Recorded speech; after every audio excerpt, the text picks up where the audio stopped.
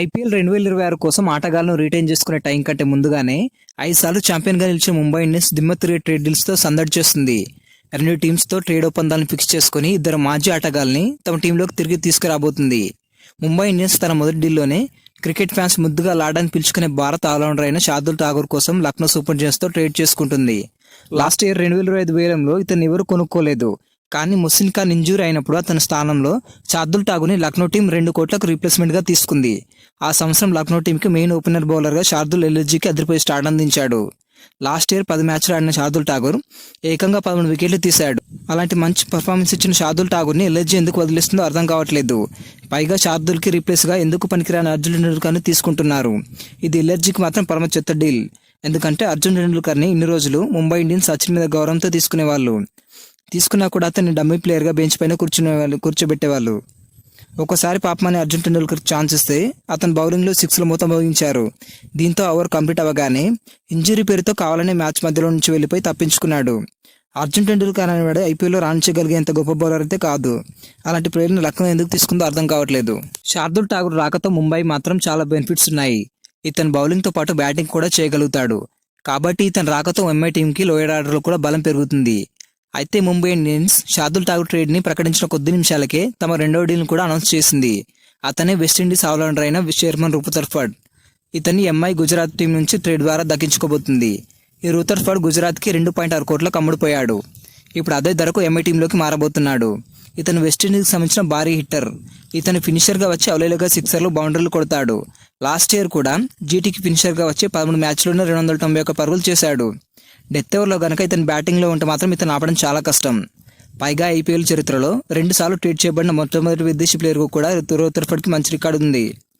Rutherford 2020లో కూడా Mumbai Indians title గెలిచినప్పుడు ముంబై టీంలో, అలాగే 2024లో కేకేఆర్ టైటిల్ గెలిచినప్పుడు కేకేఆర్ టీంలో కూడా ఉన్నాడు. అంటే ఇతను ఉండడం వల్ల కొంచెం లక్ కూడా ఫేవర్గా ఉండవచ్చు. ఈ 2 మంచి డీల్స్తో ముంబై ఇండియన్స్ ఐపీఎల్ 2026 వేలం కంటే ముందే తమ టీం స్ట్రాంగ్గా చేసుకునే ప్రయత్నం చేస్తుంది. ఇక వీడియోలో మనం చెప్పుకోబోయే రెండో అప్డేట్ సిఎస్కే ఆర్ఆర్ మధ్య జరగబోయే జడేజా ట్రేడ్ గురించి. ఇది మాత్రం ఐపీఎల్ చరిత్రలో భారీ ట్రేడ్ అని చెప్పాలి. లాస్ట్ ఇయర్ నుంచే ఆర్ఆర్ టీంలో నుంచి ఉండడానికి ఇష్టం లేదని సంజు శాంసన్ నన్ను రిలీజ్ చేయడానికి చెప్పడంతో రాజస్థాన్ రాయల్స్ సంజు శాంసన్ని సిఎస్కేకి ఇచ్చి అందుకు బదులుగా సిఎస్కే నుంచి స్టార్ ఆల్రౌండర్ అయిన జడేజాను అలాగే శ్యామ్ కర్ణను తీసుకోబోతుంది.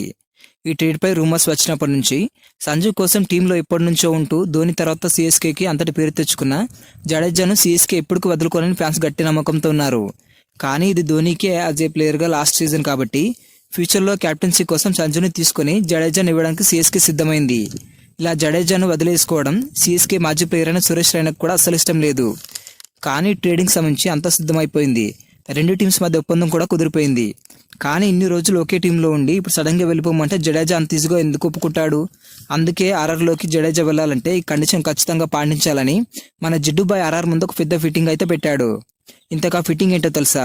నన్ను ఆర్ఆర్లోకి తీసుకోవాలంటే నాకు ఖచ్చితంగా కెప్టెన్సీ బాధ్యతలు అప్పగించాలి. అంటే రాజస్థాన్ రాయల్స్ టీంకి నన్ను కెప్టెన్గా చేస్తానంటే నేను ఆర్ఆర్ టీంలోకి వస్తానని జడేజా తెలిసి చెప్పేశాడు. ఈ ఒక్క కండిషన్తో ఆర్ఆర్కి దిమ్మ తిరిగిపోయింది. ఎందుకంటే రాజస్థాన్ రాయల్స్ టీం ఈసారి నుంచి ఒక యంగ్ ప్లేయర్కి కెప్టెన్సీ ఇవ్వాలని అనుకుంటుంది. అంటే టీంలో ఎప్పటి నుంచో ఉంటున్న ధ్రువ్ జురల్, యశస్వి జైస్వాల్ లాంటి ప్లేయర్ని కెప్టెన్గా చేసి ఫ్యూచర్లో కూడా ఇతన్ని కెప్టెన్గా కొనసాగించాలని అనుకుంటుంది. కానీ జడేజా కూడా కెప్టెన్సీ కావాలని అడగడంతో ఆర్ఆర్ టీం పెద్ద డైనమాలో పడింది.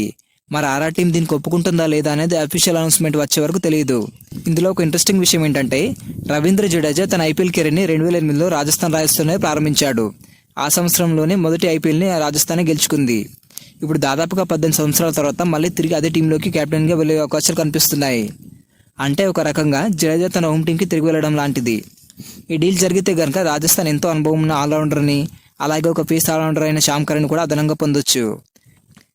అలాగే ఇక ఈ 2026 ఐపీఎల్ కోసం కేకేఆర్ టీంలోనే కాదు కోచింగ్ మేనేజ్మెంట్లో కూడా మార్పులు చేయబోతుంది. ఆస్ట్రేలియా మాజీ ఆల్రౌండర్ అయిన షేన్ వాట్సన్ని కేకేఆర్ అసిస్టెంట్ కోచ్గా నియమించింది. షేన్ వాట్సన్ ఎలాంటి ప్లేయరో మనందరికీ తెలుసు. అతని అనుభవం కేకేఆర్ చాలా ఉపయోగపడబోతుంది. ఈ వీడియో నచ్చినట్లయితే లైక్ చేయండి. ఇలాంటి మరిన్ని అప్డేట్స్ కోసం మన ఛానల్ని సబ్స్క్రైబ్